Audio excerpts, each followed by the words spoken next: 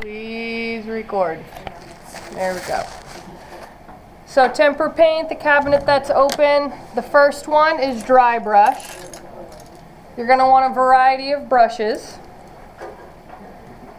I'd probably use a round brush for this one. Maybe also try a flat brush. So a round brush is going to look like this. Here's a flat brush, just a larger flat brush.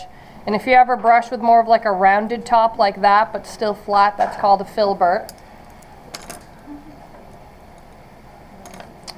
Load your brush with paint. And then for this one, the step dry brush is drying it off.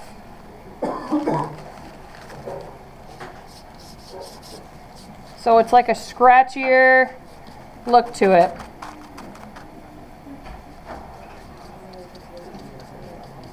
Can you seeing it? No. Let me try it with white.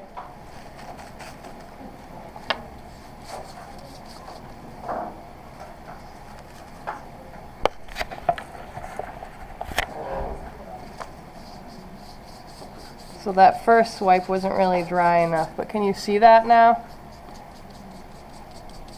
So it's a scratchier look. So load your brush, wipe a little bit of it off, swipe it across. Yeah, you can't see that. Let me try with red. How about now? Can you see that back there, Annika and Lily? Yeah. Caitlin? I do.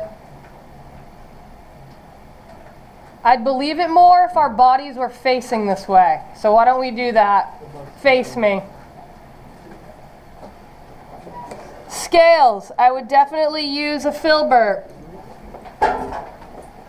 Even better. Thank you, Caitlin. You're welcome.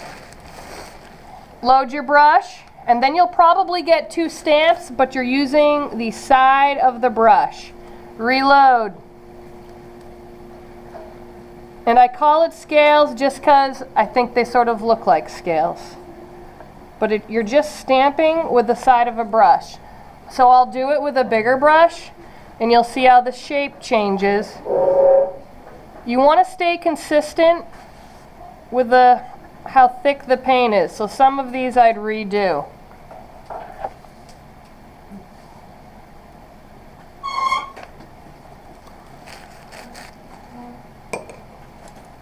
With a wide brush, be with purple.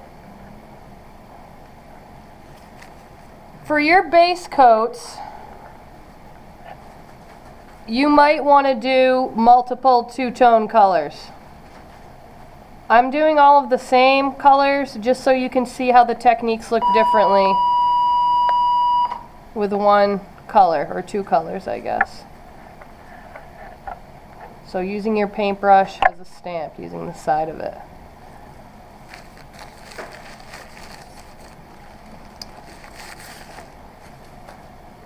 Metallic with a paper clip. So your base coat, I would just use tempera. But for this technique to work, you need this top piece to be with metallic paint, just because of the texture in it. So I'm going to have this fairly thick. It's more of a heavy bodied paint in comparison to just the tempera. So when you're trying to scratch away, the thicker texture of the metallic works well. So just using a paper clip.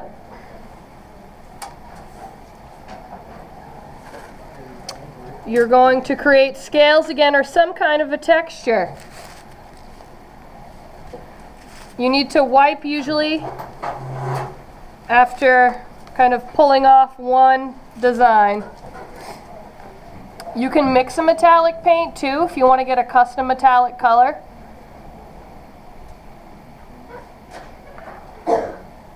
So I added just a little bit of purple to that. It's probably hard to see unless you're up close, but it looks a lot prettier.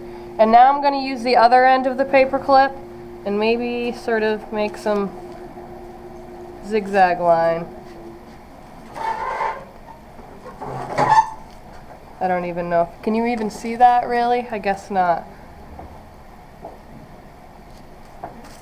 I think it's the metallics picking up too much light. So with the sponge, you're going to want to wet it just so it's not so hard. Squeeze out all of the water, then dip into the paint.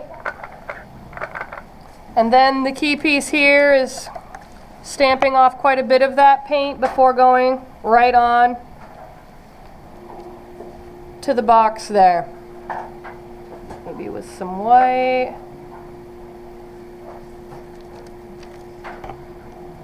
If you don't sponge some of that off, you'll lose that cool texture. So there's natural and sea sponges. For the splatter, I'd use a toothbrush, same thing as when we use the watercolor. I would add water to the paint.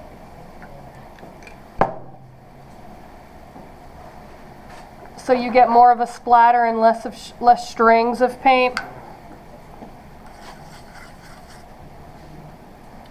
And a mask would be helpful for controlling where it goes. So you can do that on here with paper. On your project, you could use plastic wrap.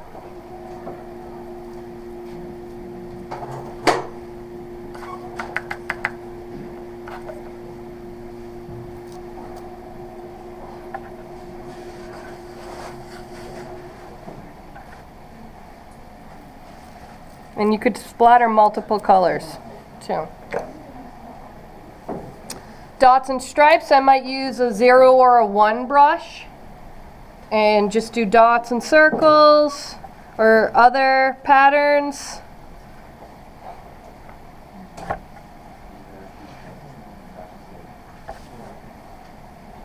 You could do triangles, diamonds. The point is just to keep it interesting when thinking about decorating your fish. That's really what you're trying to do. Make it look good, like when you get dressed in the morning. You don't want to look too crazy, so things want to like come together. So you want to think of color schemes. What different patterns would look good together?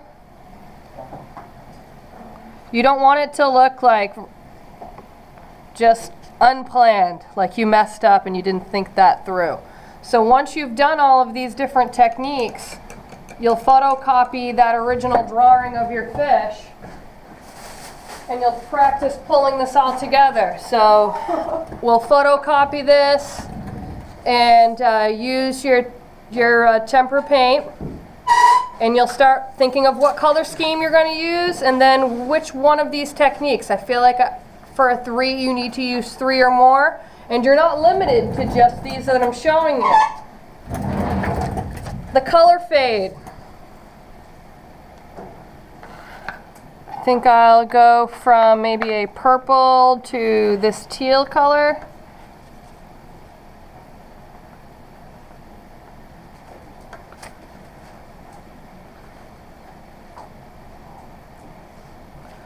So I'm just going to start adding just a little bit more teal or turquoise to that purple. So it gradually gets closer to the turquoise color.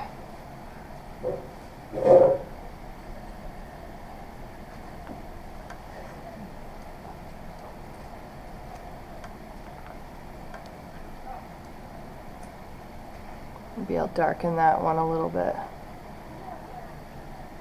So it's a darker turquoise.